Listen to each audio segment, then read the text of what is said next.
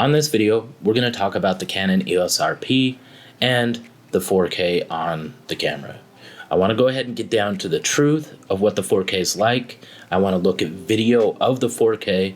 I want to look at the limitations and how to overcome those limitations. So let's get to it. The EOS Rp is the most inexpensive, and has been for a while, since 2019, since it came out, the most inexpensive mirrorless full frame camera on the market. You can pick it up for $999 US. Oftentimes you'll see it on sale for $899. So for those of you looking to join the full frame club, it's an excellent option for those of you that are on a budget and who isn't on a budget of some nature. The EOS Rp has a 26.6 megapixel CMOS sensor on it, so it's a powerhouse for photography in this price range. It's also a very capable video camera with 1080p up to 60 frames per second and 4K at 24 frames per second. There are lower resolutions on this camera, but who really uses 720p these days? In regards to the 4K on this camera, there are some drawbacks, and these drawbacks are a deal breaker for some people. I'm not one of those people. We're gonna go ahead and discuss those drawbacks, and we're gonna discuss how to overcome those drawbacks. And like I mentioned before, we're gonna go to the park. We're gonna go ahead and look at some real world examples of the 4K in action. So let's go ahead and talk about the limitations of the 4K on this camera. This camera uses a dual pixel autofocus system, which is incredibly reliable, it's fast, and it's sharp. However, with 4K, it doesn't use that system. Instead, it uses a basic contrast focusing system. The problem with that is when it's focusing on something, it's likely going to be pretty slow. And in fact, it might completely pass up the focal plane that you are trying to focus on. Hence, focus breathing. It'll go in and out of focus a lot when you're trying to focus on an object, especially an object that's actually moving in distance to and from the camera. Does that make sense? Yeah, we'll go with that. There are ways around it. For me, I use the manual focus. Boom, problem solved. I use manual focus a lot anyway, so using manual focus to overcome the autofocus issue on this camera is not a big deal to me. It has focus peaking, which is easy to use. You could get your focus right spot on, and there you go. You got your 4K. You got your 4K in focus, and you don't have to worry about the autofocus system that's hit or miss. Speaking of that autofocus system, I'm using it right now. This video is shooting 4K on the EOS Rp, and it's in autofocus. I specifically have it on the eye detect system.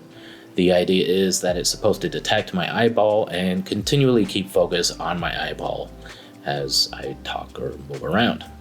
As far as how it's doing, we'll find out later when we review the video. The second issue using 4K with the EOS Rp is the crop. There's a 1.76 times crop on the sensor when using 4K on this camera. That causes two separate issues. The first issue is you're gonna have a lower low light performance capability when using a portion of the sensor rather than the whole thing. So in low light situations where that matters, I use 1080p. It works very well, and in fact I would say most people can't tell the difference between 1080p and 4K unless they're using a 4K TV. But even at that, I'm going to go ahead and show some video of 1080p versus 4K, and I want you to see if you can tell the difference between the clips that are 4K and the clips that are 1080p.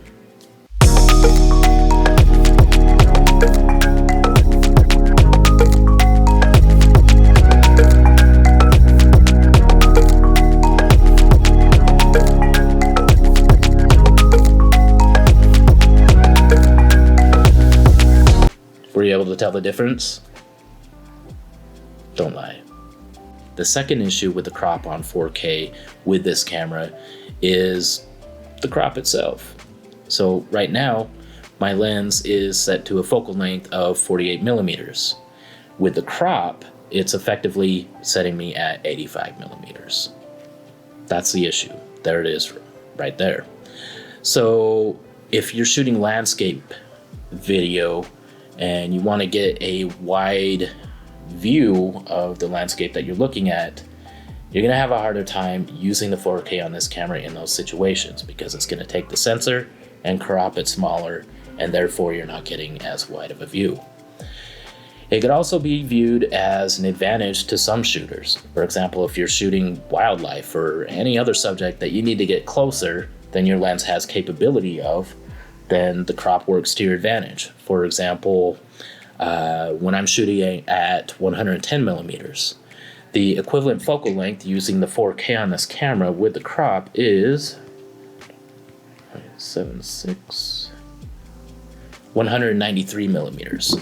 So I can squeeze additional zoom out of the 4K on this camera just based on the crop that's on here. So the crop in that sense could be a disadvantage, it could be an advantage. But at the end of the day, if you're using a 24 millimeter focal length, for example, you're not going to get the equivalent of 24 millimeters. You're going to get 1.76 times that amount, which is 42 millimeters. So something to keep in mind when using 4K on this camera. In a nutshell, those are the two issues. You have the autofocus issue and you have the crop on the sensor. So I don't know about you, but I'm getting tired of sitting here talking about this. Let's go do some tests, test out the autofocus, test it out with manual focus, and then I want to do one more thing that I think would be pretty fun. I want to compare the 4K with the EOS Rp with the 4K side by side on the EOS R5 and see if there's really that big of a difference. So let's go to the park.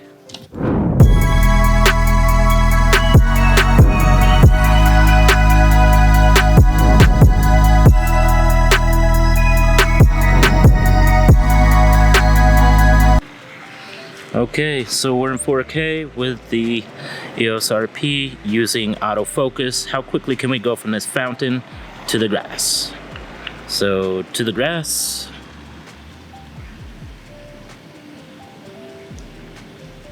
There we go, now we're in focus. To the fountain. There we go, now we're in focus. To the grass.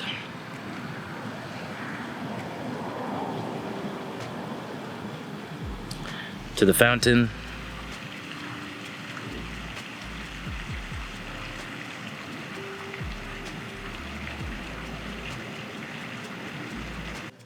So I had a bit of a surprise when I reviewed this video shot at the park. I wasn't surprised that the focus was slow moving from the grass to the fountain. What I was surprised about is it held the focus. It didn't start focus breathing.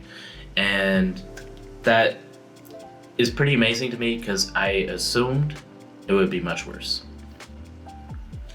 So I went ahead and tried the test with 1080p as well. I was just curious myself, and of course the dual pixel autofocus worked very, very well. It seems like it was adjusting focus in real time as I switched between objects. So I was really happy about that. What really surprised me is comparing the 4K with the R6 and the EOS Rp. Earlier I said R5, I don't know why that came out of my mouth. I was comparing the R6 with the EOS Rp. So instantly, right off the bat, you can see a much bigger dynamic range with the R6 as compared to the Rp. And also, the R6 was shooting 10-bit color and the Rp was shooting 8-bit color. But both cameras were on the standard profile. I didn't use log with the R6. And both cameras had the exact same settings otherwise, including ISO and shutter speed, things like that. And overall, I'm pretty surprised at how well the Rp holds up. Again, dynamic range is much better on the R6, and the color gradients are much better on the R6, but overall, the sharpness, for example, look at the little lights in the houses in the background. The sharpness is comparable on both of them. And so that's pretty impressive to me. I almost forgot what surprised me the most. In the beginning of this video, that entire half of this video was filmed on 4K with the EOS RP using the autofocus system with eye detect, and it performed incredibly well. I'll be honest, I was expecting it to be terrible, and it did really good. So if you want to see how that looks, go ahead and go back to the beginning of the video and check it out. So there you have it. That's the truth of the 4K with the EOS RP. You have the 1.7 crop, and you also have the slower contrast detection autofocus. I'm gonna go ahead and leave additional footage on the back of this video of more 4K footage from the EOS RP for those of you who would like to see more. That's it, I'm out.